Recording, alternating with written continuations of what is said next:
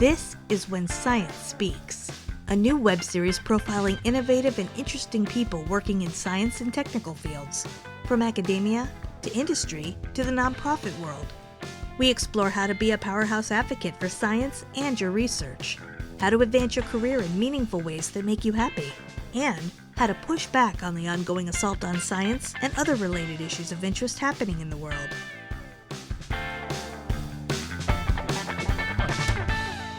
Well, hey everyone, it's Mark Bayer, and you are tuned to When Science Speaks. This episode of the show is sponsored by Bayer Strategic Consulting in Washington, D.C., which helps scientists get funding, gain influence, and build strategic relationships with the stakeholders who matter most in their professional world. Reaching those goals often involves effective translation of complicated research into engaging, jargon-free communication that boils down complex topics to capture the attention of decision makers and general audiences. Interested in getting a free resource to help you do just that? Go to complexitymadeclear.com to get the 11 keys for translating complexity. That's complexitymadeclear.com to get your free infographic used by science communicators at major organizations to boil down, but never dumb down, complicated science and technical topics for key stakeholders. I am just so pleased to welcome Melanie Flores to the show today. Melanie blends an engineer's mind with a teacher's heart. After she graduated from MIT with a chemical engineering degree and a theater arts concentration, Melanie started up Corning's optical fiber factory in the Charlotte, North Carolina area. She taught Montessori preschoolers, founded a popular kindergarten engineering design workshop that was based on a very well-known MIT course, and led a STEM coaching team serving 48 Easter Seals teachers across Metro Atlanta. That was not it, however, because in 2019, she and her son built an e-commerce business, which is called Octo Gifts, and it has customers in 25 states and 2 patents. Melanie joined SymTrain in 2021. As the Director of Solutions Consulting, she loves helping people and companies grow by automating role-play training and coaching. Melanie is a 2-time TEDx speaker, and her work has been featured by the National Association of Independent Schools, the Museum of Science Boston's Engineering is Elementary blog, Women 2.0, New Beginnings magazine, and many other outlets. Welcome to the show, Melanie. Thank you for having me. It's a pleasure to be here and an honor, Mark. You have such a fascinating and diverse profile. I don't think there are many MIT chemical engineering grads who concentrated in theater. So I think that's so cool. And I think that they're complementary in a lot of ways. We're going to ask you about that. You also have done a lot of really exciting and interesting things. So for listeners who would like to get insight into your career journey, what can you share? I would say, I think that it stems back to when I was a young girl. One of my favorite movies was actually Raiders of the Lost Ark. I loved how Indiana Jones would just go in the jungle and whack away all the bush. And he would be the one like scraping the sand off that engraved rock to find out where the treasure was. And pretty much anything that even remotely looks and feels like that, that's what grabs my attention. So I've always gravitated towards anything that was new and undefined, where I'd be one of the first people to actually do something or test something, and even to end up being like a dismal failure. I still wanted to be the one to just check it out and see what it was like. So I think that's one of the common themes that is tying together all the weird, crazy zigzags that my career has taken. It's almost always been around something new, something that sounded cool and bold, or something that involved creating an experience for others that was around discovery and exploration and learning. And that's all learning is, actually, discovery. I love that. And I love your background in the zigs and the zags. And I want to ask you now, obviously you're trained as an engineer to focus on and master quantitative measures, and in other roles you've had since your academic study, you've had to do that as well. But you've also noted the importance of feelings and human emotions in professional environments to be successful. And I personally think that is a dimension that doesn't get enough airtime. So I would love for you first to talk a bit about what you mean by these factors of feelings and human emotion and how they apply in the workplace, and then why they are so important when we're thinking about interacting in professional environments. Yes, we as technical professionals tend to be worried, like, just look at the data, objectivity, and just the procedure, the data. What is the data telling us? But feeling and emotions are how you get people to even care about the data. Yes, the data is supposed to be impartial. Yes, it's supposed to be just what are the numbers telling you? But why should I even care? Why should I even look at this data? That's where I think it comes in. I know that I think about some of the conversations that I've had, both as a new manager or even in my current role now. I've usually used storytelling and got people to think about something from an emotional standpoint, whether it was frustration or joy, to get them to even care about the data or whatever it was that I wanted to present to them. Yes, and we're going to get into that in a moment. Really, I don't like the word eclectic because, as you've also pointed out, there is a theme that runs through all these experiences. But nonetheless, I'm wondering when and from where these kind of influences of this particular aspect of your thinking may have come from. We've all obviously been impacted and affected by mentors and parents as we've made our journey. And I wonder if there are any that stick out for you in this regard, either as maybe sparking your interest in discovery or the importance of human feelings and emotions in the workplace and storytelling. Yeah, I can think of two influences for sure. I think of my grandfather. He's gone now, but he was a brilliant doctor and he was very accomplished, but he never took himself too seriously. And even though he did research and he was able to crunch numbers and analyze data with the best of them, he also loved writing and creative writing. He loved anything that was playful, and he instilled that in me and in my two younger sisters. So I have a great example just in my own family of someone who brought a dimension other than just the hardcore left brain to everything he did. But the other influence, I believe, was when I actually went into theater arts in college. That was just something I tried. I didn't do theater in high school at all, but when I got to MIT, they make everyone choose what they call it HAS, like humanities, arts, and social sciences. I think that's what it stands for, concentration. Like basically 8 classes in something that was not hardcore STEM to make sure we were all well-rounded. And I remember taking a theater arts class and liking it. So I decided I'm going to do this. So I ended up going on to concentrate in theater arts. And I remember we learned all these breathing exercises and how to immerse ourselves in our characters. And I remember enjoying that so much, Mark, that at one point my junior year, I ended up probably spending more time on my theater arts class than on my chemical reaction design class. So I ended up getting my first and only C ever in my life in a class in my major because I was spending all my time. I wrote this play for a class and then we had to produce it. And that play ended up winning an award at MIT. But of course, the price I paid for that award was that I got a C in chemical and engineering reactions. So anyway, that kind of told me something. I was like, oh, there's something here. I loved the whole experience of immersing an audience into a story and getting them to feel something. And I think that never left me. I carried that on in everything I've done ever since college. I never forgot how much fun it was and how much I would stay up till 3 o'clock working on finding just the right prop and just working on my screenplay. Yeah, the passion that you had for it, and you really just were immersed in it and so committed to it. And that feeling is something that we should all experience in our work from time to time. Now, I want to ask you,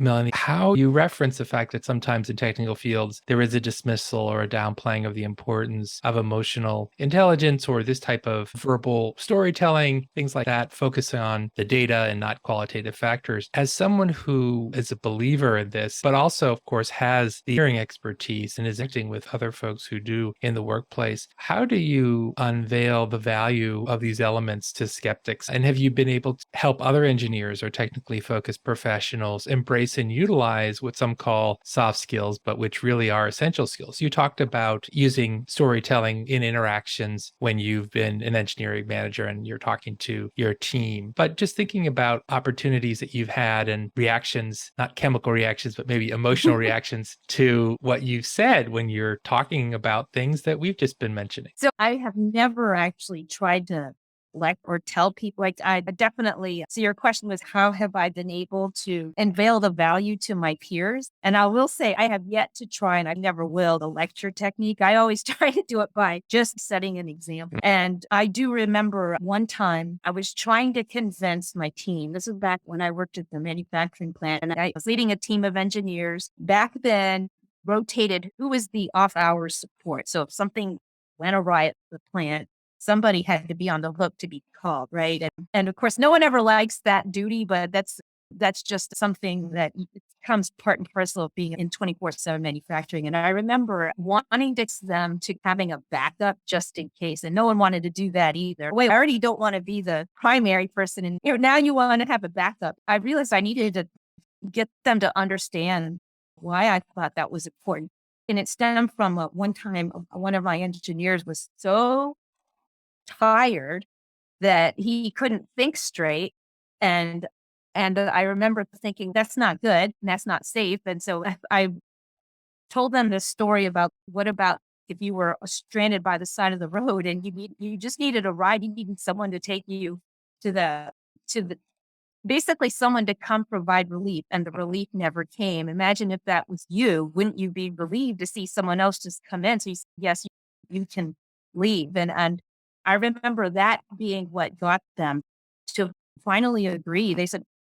They all finally agree that, wait, that would stink if that was me. I don't know. I think it took having to paint a picture and having to let them think about the emotions they would feel if they were that dog tired to get them to agree to a procedural change. That was so smart that you did that. I also feel like you've intimated that lecturing never works anyway.